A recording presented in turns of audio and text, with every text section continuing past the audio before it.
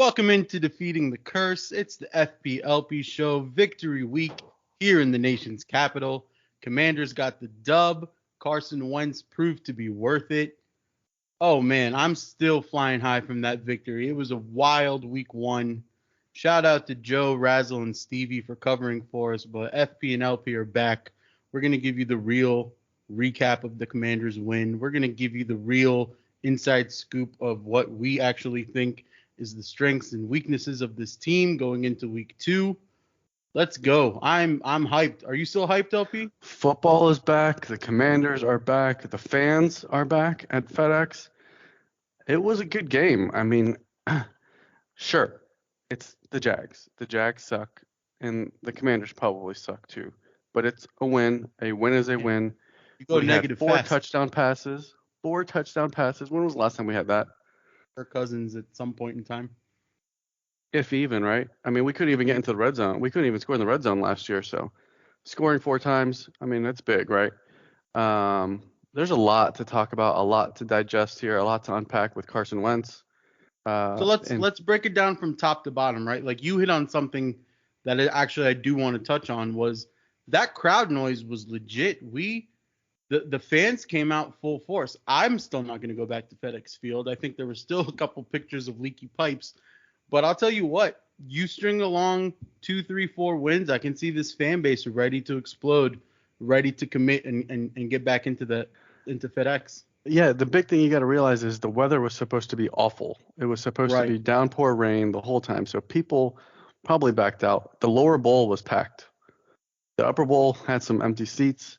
I think the commander said it was like 50-something thousand fans, which finally they're actually coming out with real numbers because if this was last year or 2 years ago, they'd say, yeah, it's a sellout, right?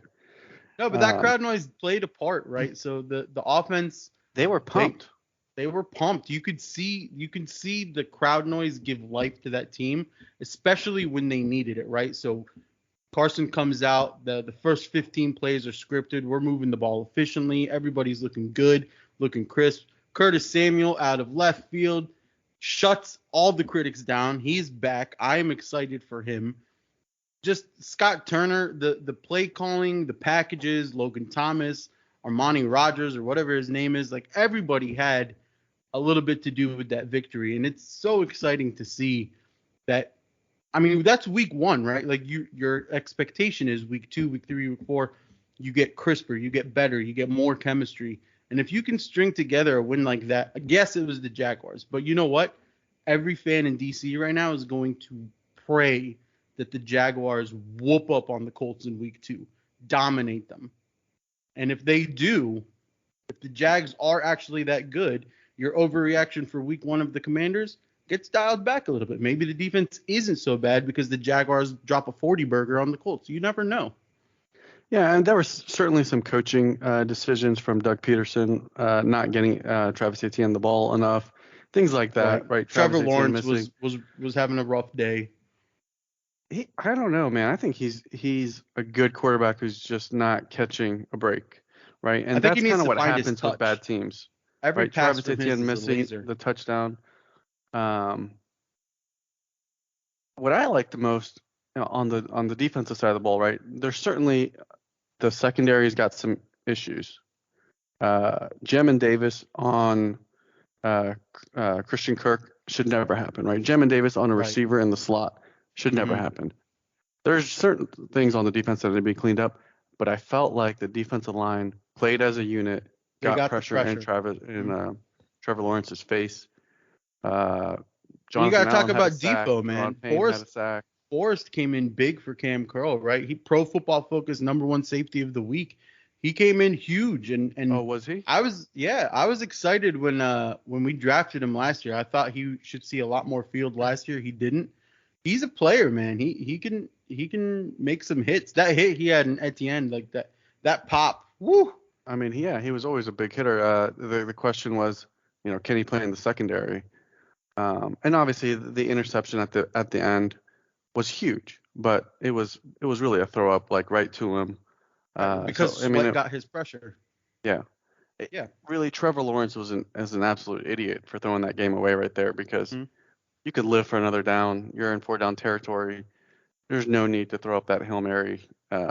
Whatever, it wasn't a Hail Mary, but no need to throw up that, that prayer, and hope that You someone know, comes down with it.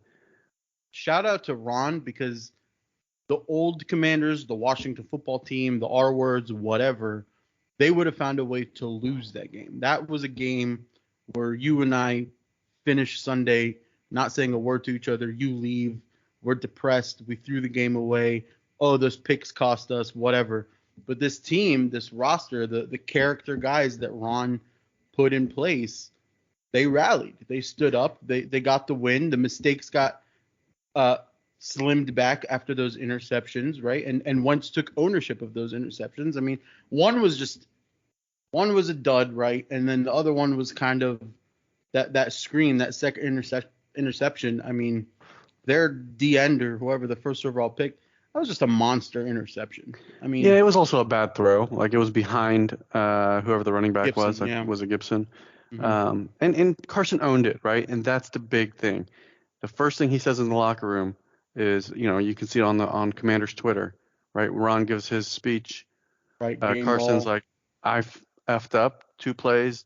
That's on me, but we came back, right? We turned it Yeah, around, and that's big to see Carson be able to do that, right? Because he could have folded right there. He could have said, "Oh crap, here we go again, 2 interceptions. I'm making these mistakes." But he threw a dime to Terry McLaurin. That dime, throw dime, to Terry McLaurin, there's only a handful of QBs in the NFL that can make that throw. 100%. And then, Heineke could not make that throw. oh, there's no way. It is what it is. Yeah. And then also the Fitzpatrick and throw Alex the could. throw to Dotson, right? Dotson. Just thinking that I'm going to give this receiver a chance to make a play on the ball, and he put it in a spot where really, I mean, it's going to either be an incomplete or Dotson can make a play on the ball. So those are two big time grown man throws. I thought he I had a mean, good game. I don't really have much 100% he doubts did. in Carson. No, listen. Let's talk about this because we're on the topic of Carson Wentz, right? So 4 TDs, 2 interceptions, right? If you look at Burrow, 4 interceptions, Stafford, 3 interceptions, right? Um, I think Lamar had 3 interceptions. There's Aaron Rodgers had 2 turnovers. I think it was a fumble and interception. All your elite guys, Derek Carr, I think had 3. All your elite quarterbacks, right? The top 10, top 5 QBs, they had a rough week 1, right? But then you look at the flip side. Mahomes had 5 touchdowns. Who's right under him? Wentz with 4. I understand that the media right now is kind of, oh, the roller coaster ride of Carson Wentz. You never know what you're gonna get. If you give me 4 touchdowns and 2 interceptions a game, which won't happen, I'm happy, right? I'm Yeah, happy. the big thing is you can teach decision making. You Yes, can't teach talent. And what right. Carson showed on the field was he has a lot of talent. His decision making still is a little bit shaky, but as he grows in the offense, as he grows in confidence, Right. he's going to know to eat that ball, right?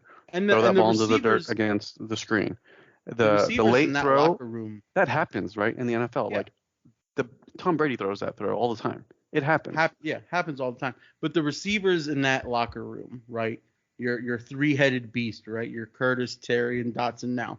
You can see that they have faith and trust in Wentz. You can see the entire team when Ron gave Wentz that game ball. He's not a locker room cancer. The whole team cheered him on.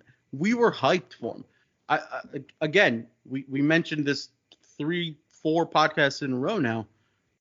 The narrative on Wentz, I think, is unfounded, right? I don't think he is as bad as the media makes him out to be. I mean, he was No, we've talked damn about this near many times. 2017 MVP. They don't like That him was for MVP his Wentz.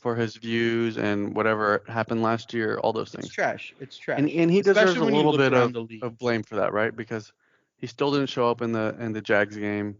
He put himself in that position, et cetera, et cetera, et cetera. But it's a new year, a new team, a team that has confidence in him, a coach that has confidence in him, and probably a coach that sees eye to eye with him on a lot of these things. So Absolutely. I think this marriage is going to go well for the Commanders.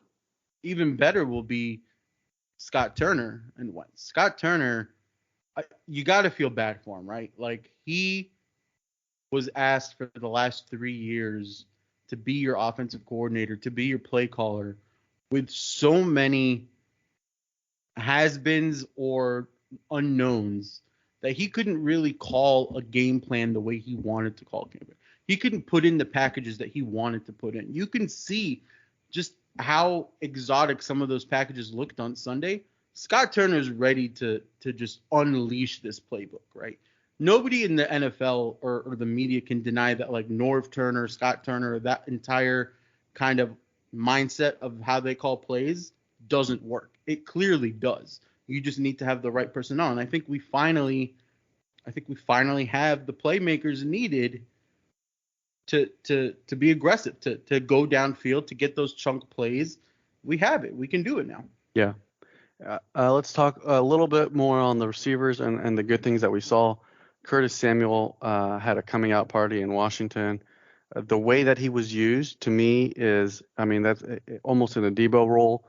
Like, just amazing to see him get back on the field, do those types of things, running the jet sweep, running up the middle, his catches, all those things. Right, that's the Curtis Samuel that we signed a year ago, and he's finally coming through. That's the last time what we he saw. could be.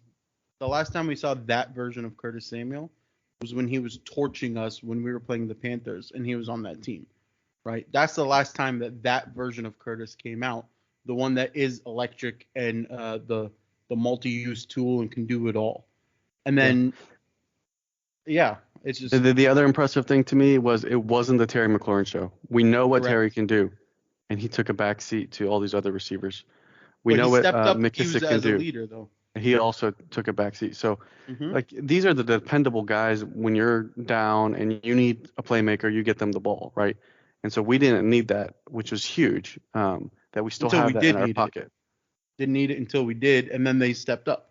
Yeah. Terry stepped up, but I mean, But yes and no, because he could have also taken that game over for 10 catches, 110 yards, 2 touchdowns. Like, that's the Terry that we know can be, right? And he wasn't that but the Terry hope is he on never. Sunday, but you It'll don't suck need for that. The hope fantasy is you don't need that. owners. Yeah. Suck Yeah. for fantasy owners, but ideally, the Carson spreads the love and Terry's 4 receptions for 80 yards and 2 touchdowns or something like that. I don't know. Yeah. But Well, now let's talk about the bad, right? Because there was some bad. This wasn't a blowout Washington win. It wasn't a game to perfection. There was plenty of bad. And in my mind, I saw the first drive of the game. Jacksonville moved down the field. Right before half, we struggled. Right after half, we struggled. And I looked to you when we were watching the game, and I said, Whiskey Tango Foxtrot, same old team, right? Like, we can't close out at half. We can't. We come out flat. We come out of the half flat, and that's what happened, right? If we can fix those things, I don't know what it is that this team cannot just be ready to go once the whistle blows. you got to change. We got to change up the halftime snacks, man. Like orange slices and Capri Suns don't work anymore. We need like lines of Coke and 5-hour energies or something in that locker room. Something, right? I don't know, right? But overall, I thought JDR called a good game. Like, we saw exotic blitzes. We saw William Jackson coming off the corner 2 times. We saw Forrest blitzing. And we hadn't seen that in, like, 3 years that Jack's been here. We saw Jack say, okay, 4 defensive linemen go out and get the quarterback, and they never do. So I liked it that we saw more aggressive blitzing. And to me, it actually reminded me of a little bit of our Greg Williams defense, right? The corner blitzes, safety blitzes, exotic packages. John Allen, like, sweeping our around, base or our sweat. nickel the entire time, which is nice, right? And we made some plays. I mean, obviously, look, like William Jackson and McCain, like they did some stuff good, some stuff bad. I still don't think they warrant how much we're paying them. I want to see more out of them. But then, and you could throw Kendall Fuller in that picture too, because he didn't have a good game. And he had secondary did not have a good game. Those bad penalty calls, that was garbage. It was like 2 PIs back to back. Yeah, right. And then, I mean, again, you go back now, you go down to the linebackers, right? Jamin on Kirk, like you said, and then Holcomb completely whiffing on the running TD by Etienne, I think, just completely whiffed on him, didn't make that stop, and then all of a sudden you're down 2 points or whatever the score was at that point. there's a lot to clean up. But the good thing is, when you win, I think B. Mitch said this, when you win a game, regardless of how you won, the players come in amped up. The players come in buying a little bit more. The players come in ready to be critiqued and clean up the specifics that you point out on film. If this was a loss, it's so much more of an uphill battle to go against the Lions, who, fun fact, first time in 24 games that they are favored to win. First time in 24 games the Lions are favored to win. That is some stick it on the wall, throw a rock at it, Ron Rivera motivation for the locker room right there. Yeah, I mean, they had 35 points, but they're still the Lions, right? They still have Jared Goff as their quarterback. Which I think he had like a pick and a fumble. Yeah, Swift, was playing out of his mind, but he's a force to be reckoned with. He's something that we have to game plan around. But who else do they have? Armon Smith Brown or whatever his name is. That's about it. Like, this should be a Commanders win. It should be. Yeah. I mean, it's definitely going to be a physical game, and the hope is that you come out of it healthy, because those Lions kind of look like they're a little chippy. They're gonna be a little dirty. That's kind of the vibe that I get from it. That's probably true. I mean, we can talk about the injuries. Fedarian Mathis out for the year. Really tough to see, because I thought he actually had a good. Right? Yeah, I thought he had a good, several plays that he had in there. It's a little annoying that we had to sign, what's his name? Some people eater body presence tackle. I forgot his name. It's annoying that our D-line depth is already struggling when you lost Ioannidis and Settle. And I'm sure Joe or Steve or somebody probably touched on this. It kind of irks you that we had all this homegrown depth that was starter caliber on another team, and now we're like, oh, we need. It's annoying in name only. We say that we had depth and they were starter caliber and all these things, right? But how good has our defensive line been the past 2 years? Not very good. Right. We have the names, but they never played as a unit. They never played up to their potential. Here's the problem that I don't think anybody's Tim really Settle played touching on. 20 snaps in the past 3 years. But here's the issue that nobody's really touching on. With that injury to Mathis, you can't evaluate him throughout the season to help you make a decision on Payne this offseason. Do you let Payne out the door, or do you say, you know what, let's bite the bullet and pay him? Because Payne had a fantastic game. Payne did great, and maybe he's playing for that next contract, that next team, but he was earning his paycheck in week 1, and now the team as a whole is kind of backed into a corner about what do we do with Payne. Our drafted pick can't be out there to help us make that decision. Yeah, it's a so Washington thing, right? That Payne is going to have a monster year. Mm-hmm. And I can't really see it any other way than he's going to have a monster. He's probably going to outplay John Allen this year. Yeah, I can see that. But you know what? That's a problem for the offseason, and we'll worry about it later. Exactly. I do want to touch on one thing, though. Somebody had a game for themselves. Chip on their shoulder. Antonio Gibson led the team in reception yards, right? He came out there and he was on a mission to say, I can still play in this league. I was still a 1,000-yard rusher. I can still make plays. Trust me with the ball. And he did that. And you and I touched on it. So the Curtis Samuel fumble, it was good that it was Curtis that fumbled and not Antonio Gibson, because that would have rocked Scott and Ron and the entire game plan for the rest of that game if it was your running back, if it was Gibson specifically that fumbled.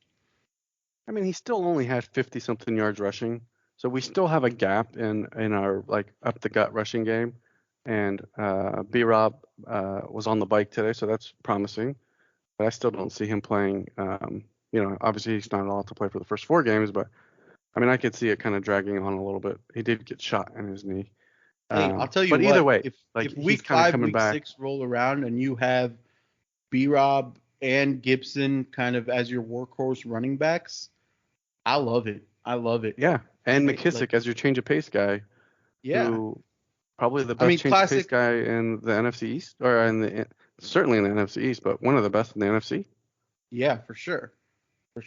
And classic Ron coaching teams, or like those Panther teams, it's always been Thunder and Lightning, two running back, change of pace, pound the rock type teams that he's had. We have the pieces. We just need B-Rob to continue the rehab, and hopefully that works to our favor. It would be amazing if if the Commanders could be similar to the Eagles last season, where out of the blue they just become a rushing machine, right? And they just start pounding the rock. You don't even have to worry about your amazing receivers because you're so good, so efficient at running the ball. But then that brings us to another concern is the O-line kind of dinged up, right? That interior guard center guard kind of dinged up. They did great, right? Like they held their own. I think Wentz got sacked once, maybe. I think once, yeah. I see what you're saying. I don't think it's an issue, right? Because Trey Turner was brought in to be the starter. Schweitzer, it's a hamstring, right? So, he may be out a week, 2 weeks, 3 weeks, 4 weeks, whatever it is. Fat man, soft tissue getting in shape. Trey Turner is still supposed to be the starter, right? So, not a huge drop off there. Now, what would worry me is that if the center goes down, I don't know who would kind of jump in to play center because Schweitzer was our backup center. There's not another center on the team right now. Yeah. So I'll tell you either way, there were some plays of Chase. I don't know if you saw. He pulled in one play, and he was laying out some blocks, right? Like he sealed the edge, laid down a block, went downfield, came back, sealed the guy that was coming back, and I think it was on like a Curtis jet sweep or something, and he was playing really well. Really, super really underrated. Super underrated. I'm optimistic about this team. I really am. For week one of, you expect pieces to be broken and pieces to be fixed and all those things. Outside of a little bit in the secondary, I didn't see any glaring holes. I thought Jamin Davis actually played a good game. Outside of covering Christian Kirk, which should never happen. We've talked about that many times. And I think Ron looks at that tape and he's like, why the hell is this the case? This should never happen. It should never happen. But I think when Cam Curl comes back, I think he is the best or the most suited at getting the communication straightened out in that secondary. I think that elevates the secondary a lot when he can come back. Hopefully sooner than later. But he's definitely that missing piece. He practiced today. He practiced. So he probably should be good to go. I mean, I think he was saying he was ready to go. I think the only thing was he going to play with a cast or not? Soft cast, hard cast, whatever it was. Yeah. I think he was just waiting for the stitches to kind of heal a little bit. I think if he can come back, he's a force. He's a force in the run game. He's a force in the secondary. Probably, our best defensive player? Yeah. Well, yeah, close? I think in secondary for sure the best. I don't want to look too far ahead, so I'm shifting gears here. I don't want to look too far ahead past the Lions, but if we recap Sunday in the NFC East, the Eagles, they put up a lot of points. They're going to be an interesting game. The Giants looked like they're sort of having a resurgence with Saquon, and that defense kind of held their own against Derrick Henry and the number one seed in the AFC. But I mean, the Titans aren't really what they were last year, and it was a nail biter for them. And then you have the Cowboys. Dak goes down again. Zeke, no receivers. McCarthy's terrible. From right now, after like Sunday night, if you're the Commanders roster and you're sitting in the ice tub and you're recovering and you're getting taped up and you're driving home, if you see what happened in the East and you see what you did, what your team did, you should be really, really excited that with our strength of schedule, with the guys that we have on the field and what we did on Sunday, players are going to say they're not looking past the Lions. They all are. I am a lot more optimistic this Wednesday than I was last Wednesday that we could surprise the league a little bit. I certainly picked the Commanders to lose. I think I did too. But that's just because it's hard to overwrite 20 years of history. But I Yeah, just and we know how this goes. honestly, We've been there if you look before. at Sunday holistically, the entire NFL, let's cut it in half. If you look at just the NFC, who scares you in the NFC? The Vikings looked great against the Packers. Yes. The Buccaneers, It's also week 1, right? Like I so. know, but I'm just saying it's the week of overreactions. But look at the NFC, right? The Seahawks were doo doo. Okay, the Cardinals put up a choke bird. Uh, I mean, maybe the Saints and the Falcons can surprise you, right? The Panthers struggled against the Bears with Jacoby. It's just there's not really anything scaring me in the NFC, mainly because of Aaron Rodgers and the dud that the Packers put up, and the fact that the Buccaneers have 7,000-year-old Tom Brady, and yes, they won, but they put up what, one touchdown against the Cowboys, and Dak wasn't even on the field, so the defense was winded. Like I'm not saying that we could go far in the East or in the NFC, but it's not out of the realm of possibility. No, it's at a More very so now minimum, than we're last going to year. be competitive on week 17, right? Week 15, 16, 17, we will be at least competing. We should be at least competing for the division and not only for just the wild card. I I'm mean, trying it to look for was. game props for this week. I can't find them. I think the But I'm gonna Lions get are a I'm gonna get them. 3-point favorite. I'm looking for over unders. Check them out here. My parlays got destroyed this Yeah, week. I Not mean one it's parlay went through. I think it was the Colts losing to or tying the Texans that broke me. And there was another big upset. I think it was Seahawks Broncos maybe that broke my parlay. I put a lot of money on Geno under 212 yards, and that was a winner. Winner, Hey, winner. you know what? Gino, if he could do that next week, there's going to be some real conversation going on about Pete Carroll and like coach of the year type talk from 2 wins with Geno Smith. I just don't see them sustaining, man. Geno's just, I mean, he's not Hey, good. he There's might no have way to. that dog that Heineke has in him, where if everything works out right, no major mistakes, you can get the win, depending on your opponent. But yeah, he might have that dog in him. I mean, they wrote me off. I didn't write back. Like, come on, Gino. Yeah.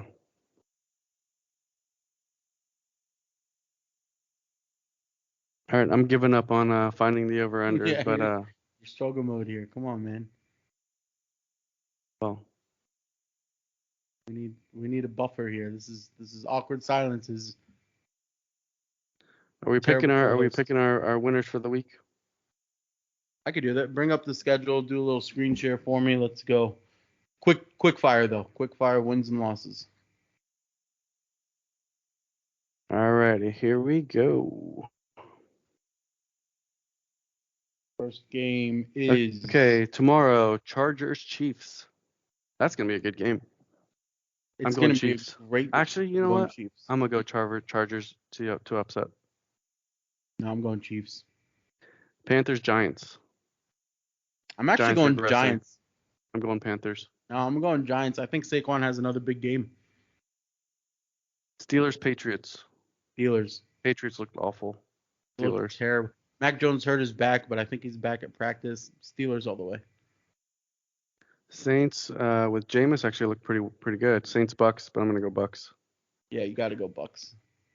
I could see the Actually, I Bucks don't know. losing this game. Bucks always lose to Saints. Yeah, I could see The the Tom Bucks losing Brady this game. Bucks, and it's at New Orleans. I might go Saints on that one.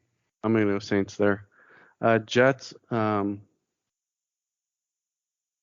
think what's his Browns. name's back. I don't know. He was at least at practice today. Zach Jets Wilson. Browns. Yeah, I'm going Browns. Yeah. Jets. I just have no faith in them. I'm going Browns. Dolphins Ravens. That's actually going to be a pretty good AFC matchup. I might actually go Dolphins. I'm gonna go Ravens. I Colts, think Jags. Tyreek's working out for him. Colts, Jags. I'm This gonna go is the Jags. game that every DC fan wants the Jags to dominate, right? So I'm going I think Jags the on Jags that. can pull this off. I think Travis Etienne gets the workload here. Commanders, Lions. The homer in me is going Commanders. The realist in me Hopefully is it's going not a Lions shootout. because. So Washington. Yeah. Seahawks, Niners. This is a hard one. I have zero faith in Trey Lance. Elijah I have Mitchell's zero hurt. faith in Geno Smith. I think this is a tie. I might just take this game as a tie. It's got to be Probably plus be a like good 300. payout. Yeah. Falcons, Rams. Rams don't put up 2 duds in a row. They'll come out Rams are aggressive. coming back. Texans, Broncos. Broncos won't. Broncos won't. Broncos won't put 2 duds up. No. Would you have kicked? Hell no. Why would you spend all that money and all those picks to go get Russell Wilson and then pull him off the field and kick? I mean, even the saw coach Russell the next Wilson day. On 4th and 6 had a 57% completion, percentage of getting a first down. Yeah. Why would A you? 64-yarder was like an 8%. It makes no sense why you would. I get it. Dumb. I get the conservative thought, but you went out and you got Russ. It's week 1. And you had time. You wasted time on the clock to do that. Yeah. Raiders, Cardinals. I'm going to go Raiders. Yeah. It's in Vegas. Yeah, I'm going Raiders. Bengals, Cowboys, easy. Cowboys have no chance. Nothing. I'm going to put a lot of money on the Bengals because that should be an easy win for them. Bears, Packers is easy. There's Aaron no way that owns Chicago. Aaron's not going to come out with 2 duds. And I think historically the Matt LaFleur, Aaron Rodgers duo, I think they always drop week 1 and then they go on to win 12 in a row. And then whoa! Is there 2 games on Monday Night Football? There's the double header. Why wasn't that last week? I don't know. Maybe this week. I don't know. That's weird. Titans, Bills. Bills all the way. Bills are the Super Bowl favorites for a reason. Vikings, Eagles. That's actually Eagles are favored to win. It's in Philly, but Eagles are favored to win. That's a really interesting game. I'd love to see Kirk Cousins in Philly. What's his record in Philly? I don't know. Justin Jefferson, prime time. He might explode even more than he did against the Packers. You can also say Kirk Cousins, prime time. I think he's spelled that. I think the Eagles wins. I think the Eagles win. That'll be a fun game to watch, that's for sure. That Vikings defense made Aaron Rodgers look like doo-doo. You think Jalen Hurts is going to do well? No way. Yeah, that's true. Vikings. That's a good slate of games, though, this week. That's a great slate of games, yeah. All right, let's wrap up the show. Who is going to be the leading receiver this week for the Commanders? It was Antonio Gibson last week at 76 yards or something like that. Who's going to be the leading receiver this week? I'm going to go curveball, J.D. McKissick. Ooh. Mm-hmm. I don't know. Ron and Scott loved showing off Curtis Samuel last week. I mean, he definitely got the most targets. Now, it was a lot of short passes, screens, whatever, but I could see him getting a leading receiver this week. I can see for the first 4 weeks. I could see him breaking one. I can see him breaking one, but I can see Ron's mentality for the first 4 games or so is heavy usage, light usage, heavy usage, light usage, heavy usage. I could see that too. Just to kind of see how he responds after a month of full gameplay. I could see that too. Yeah. I could also see Terry McLaurin coming back and having a huge game. I mean, A.J. Brown had a big game for the Eagles, right? So yeah, the Devontae secondary Smith of the had 0. Lions. 0. Yeah. Thanks, buddy. You're on my fantasy team. Thanks. Well, last year he got shut down by the Lions as well, and then he exploded. It might just be that the Lions have Smith's number, but the secondary is able to give up big plays, so that's exciting. I think we're both excited for the game. We're both excited for the season. The NFL is back. This is the best time of year. October's right around the corner, so we're going to get hockey, basketball, baseball, and football all at once. We're not And gonna not get. to mention the World Cup is right around the corner. Oh, very true. We're gonna have to maybe do a World Cup show. I know Joe's probably chomping at the bit to do one of those. Yep. Champions League is back. MLS is about to start the playoffs, and Snore. I have been missing my parlays for once. Ah, I'm excited, baby. Commanders 2-0. You know Hail what? to the I'm Commanders. I'm gonna end it with this. I loved how those uniforms looked. I loved them. I loved the white. Everyone was It against looked the white sharp. except me. LP loved it first. Everybody That's right. hated the mesh coloring. You loved it. You were right. I So I can guess see. we wear burgundy this week because it's an away game. Yes. Yeah, because we only wear black twice. So yeah, it'll be burgundy. Hopefully it's not color rush. Hopefully it's burgundy on white. I don't think we can do color rush unless it's Thursday night game. I don't know. Maybe. I mean, Maybe not. Seahawks did it yesterday. It was Monday night. Yeah, that's true. But I think that's just their normal uniforms.